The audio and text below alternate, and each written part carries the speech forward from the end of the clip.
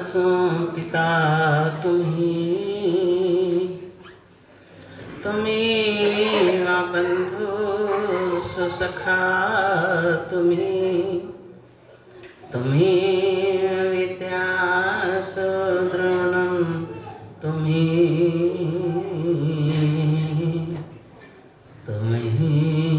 सर्वं मम देव। मेरे सतगुरु आप हो, सब संतन के सरताज। शरण पड़े की राखिया प्रभु जी तुम ही लाज। शरण पड़े की राखिया प्रभु जी तुम ही लाज।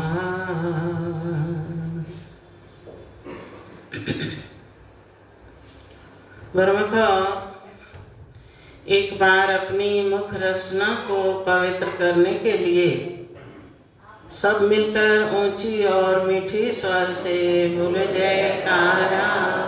बोल मेरे श्री गुरु महाराज। गुरुमुखो,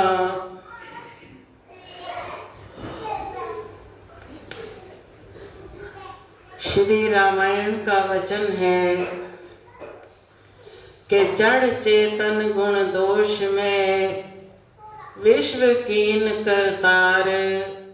संत हंस गुण गहे पहे पर हरि वारी विकार। संसार की जितनी भी रचना है जड़ अथवा चेतन गुण और दोषों से मिली हुई है।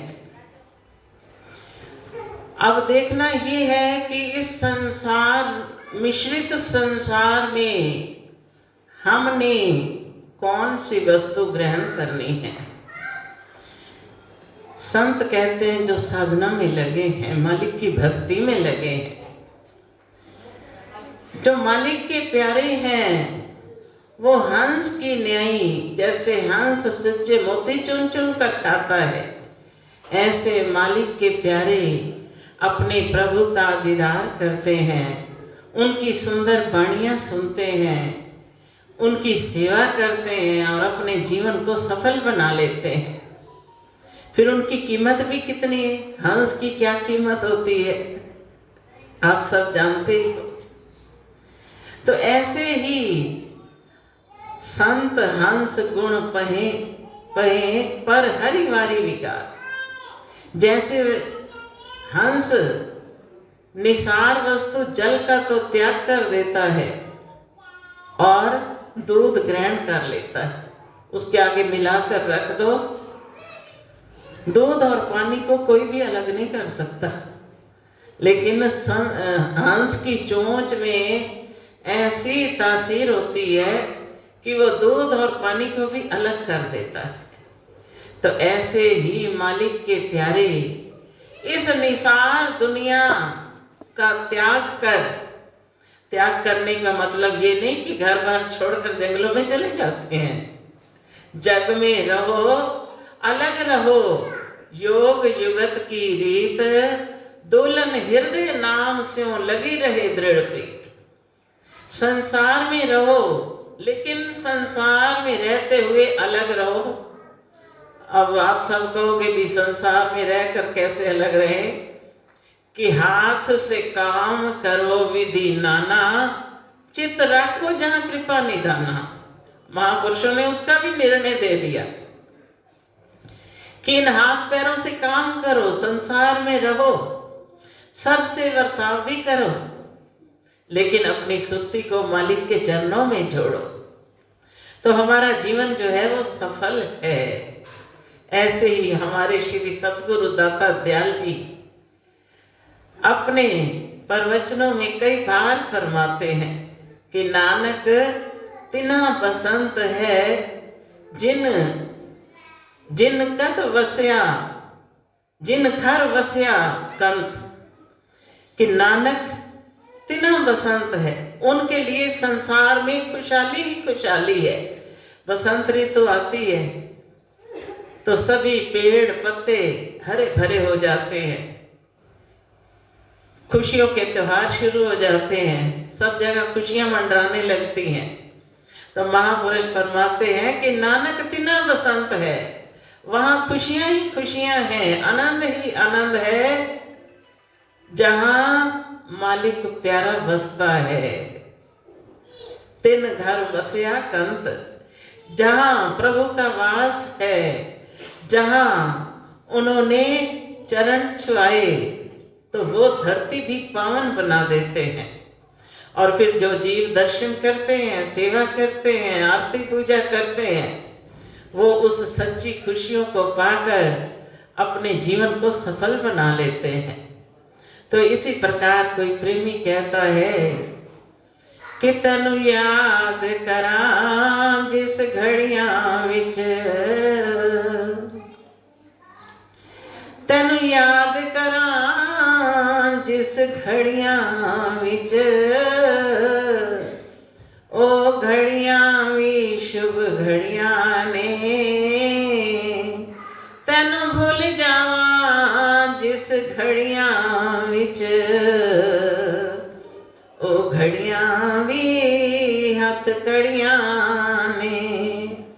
मेरे सतगुरु प्यारे दे वचन जेड़े, ओ हीरे लाल ते मणियां ने,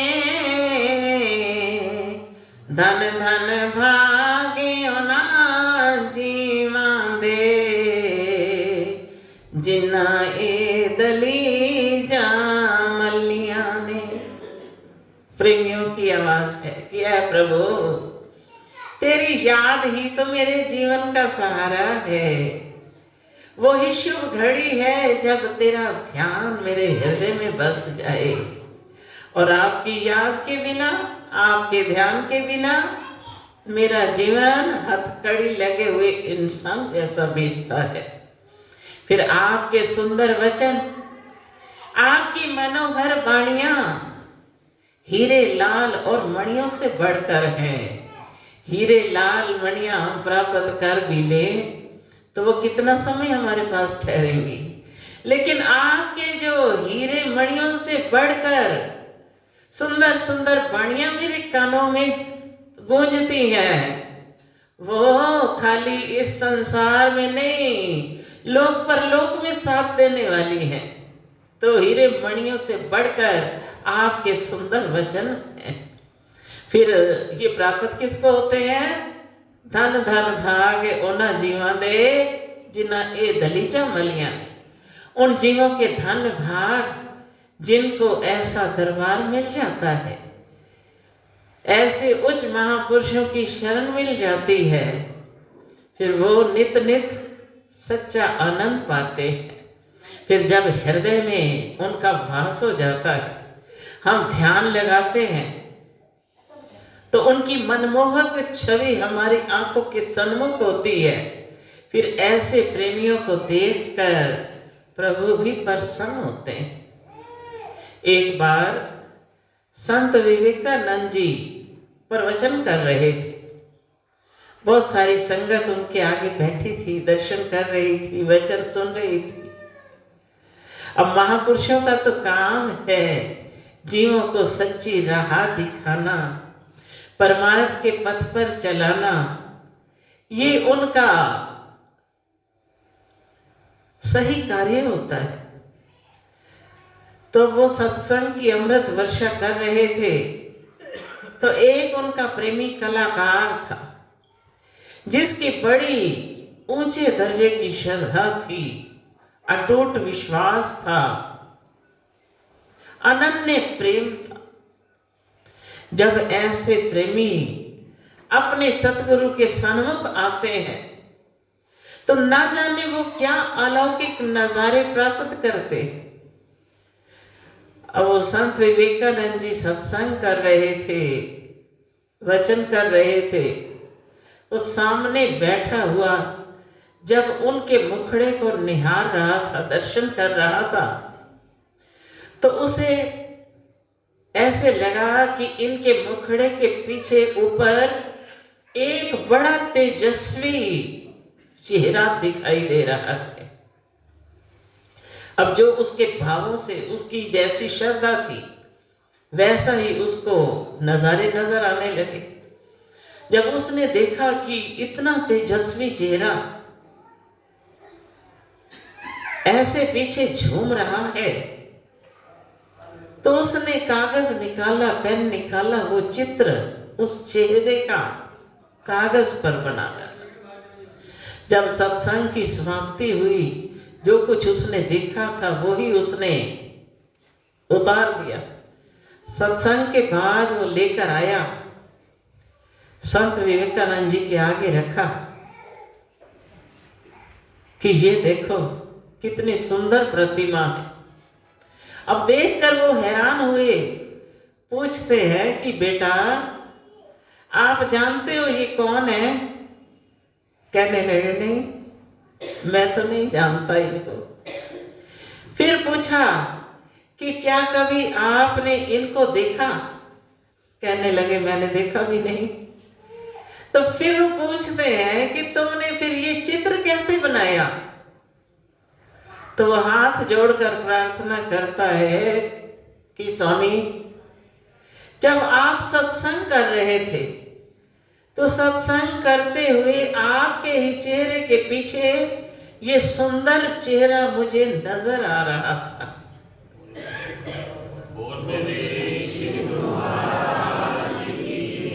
उनके सुंदर मुखड़े की आभा ऐसे झलक रही थी, मुझे बड़ा प्यारा लगा, तो मैंने वही चित्र इस कागज पर उतार दिया। तो संत विवेकानंद जी कहते हैं कि ये तो हमारे गुरु श्री रामकृष्ण परमहंस महाराज जी, जिन्होंने हमें शरण में लिया, जिन्होंने हमें भक्ति की दात प्रदान की और जिन्होंने हमें ये मार्ग दर्शाया, ये चित्र उनका है। अब वो जो प्रेमी था वो हाथ जोड़कर कहने लगा कि मुझे तो वो आपके अंग संग दिखाई दे रहे थे, इसलिए मैंने बना दिया।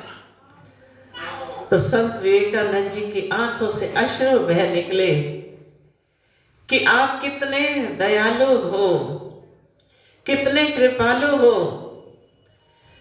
पहले सुना करते थे कि आप हर जगह अपने प्रेमियों की रक्षा करते हो, लेकिन जहां आपके प्रेमी हैं आप भी वहां साथ साथ हो।